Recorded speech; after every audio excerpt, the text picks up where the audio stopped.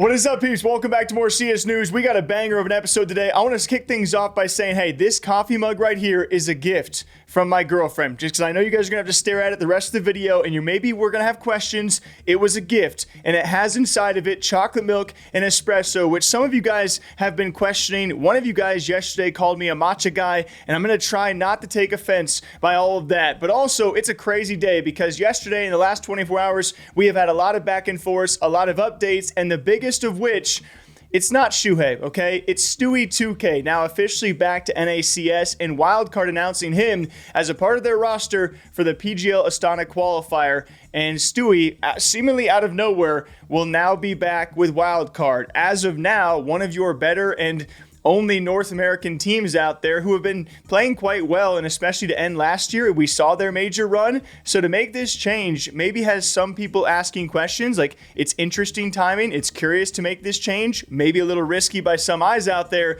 but at the end of the day, it is Stewie2k. It will draw eyes, it will draw attention, and can they make it work? And is Stewie ready to fill the shoes of whatever he's replacing inside that roster?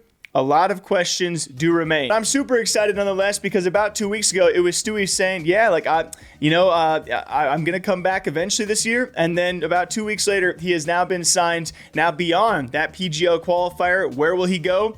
We have no idea, but the biggest news out there easily in the past 12 hours or so, that's going to be Siuhy, who has been missing for the last few months, been very, very quiet. People were like, okay, when he first got kicked by or benched by Mouse, people were like, oh, surely he'll be picked up right away. Liquid and G2, probably your top organizations of where he might land, but it seems one of those might have pushed its way past the other because it will not be G2. Sources according to HLTV, it will be Liquid Siuhy. Yeah, this could be crazy. Unless you're a JKS fan, as he will be set to replace JKS and apparently free up the IGL roles from Twist. So, I mean, on paper, this seems like an improvement that Liquid must have or might want to have because they have not really propelled themselves to be a significant top 10 or even further top 5 roster in the world. And so changes were needed if that's what their goals are going to be a consistent playoff team out there. They needed changes, and Siuhy certainly could be that for Liquid, especially with the freeing up of Twist. And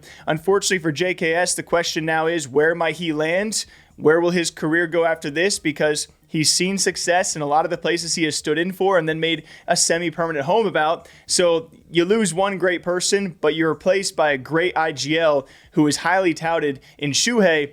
And then the other side of the coin is G2 fans. A lot of them replying to this saying, wow, how did we let this guy go? It's like CS is so crazy because 3 or 4 months into the year, all of a sudden we got Wildcard, who is doing fine, but North American teams doing fine is actually doing great for a lot of us. All of a sudden they're like, you know what? Let's make some headlines. Let's get Stewie2k back in the bunch for the first time since G2 IEM Dallas had him, and he's been relatively off the radar since then. All of a sudden Siuhy been off the radar. He's not going to G2, but Liquid's like, you know what? We want him, and we also might be replacing some of our coaching staff and bringing in some new peeps there. This could be a total revamp for Team Liquid, which should excite a lot of people out there. If you really want to be a top contending team, you have to make these kind of, I wouldn't say controversial, but big changes. And so congrats to Team Liquid. Once this does go through, we'll see if it does work in time for the major run. One last, of course, update story for all of you guys. I know you saw it in the thumbnail. It's actually coming off the back of yesterday's video if you guys want the full context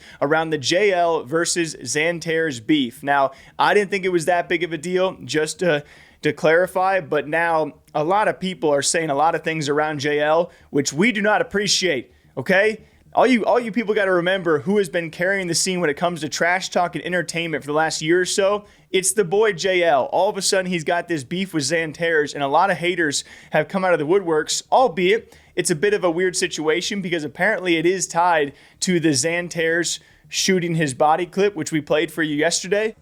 In a full house on a Saturday night.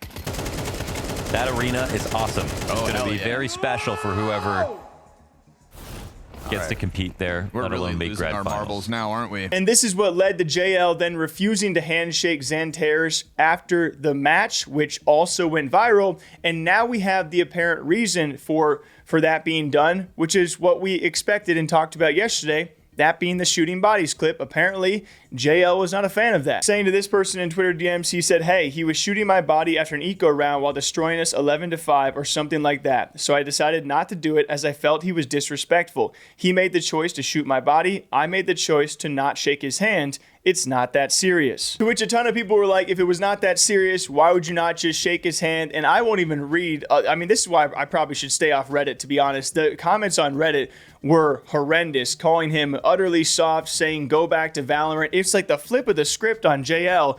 I mean, I think they'll be back, and for me, what I take away from this is it creates a great opportunity to see Na'Vi versus Eternal Fire again, to see Xantares versus JL again. Hopefully they start shaking hands, because honestly, if you think about a guy like JL, back to the remember the controversy around it was Na'Vi not shaking hands. I don't want to get the team wrong, but it might have been Virtus Pro due to who they're backed by as an organization. JL was like one of the few guys who actually did shake their hands anyway. So it's a bit ironic, and now people going after JL. I think it creates an opportunity that we have this beef to look at, and now everyone is going to be watching that matchup, watching Xantares and watching JL, and I still like them both, okay? This is just creating more fuel for all of us to feed on when the series does come back to eventually going to be a rematch. And so, yeah, I don't know. A lot of people are going so hard on JL. It's like, guys, if you guys want the beef, we can't take it too far when there is beef, all right? You know? But anyway, what do you guys think about all these roster changes and a little bit of this beef back and forth? Until next time, take care of yourselves. Keep on drinking that caffeine, maybe some water along with it. And as per usual, I'll see you back here bright and early tomorrow morning with more CS news. All right? Take care of yourselves. I'll see you then.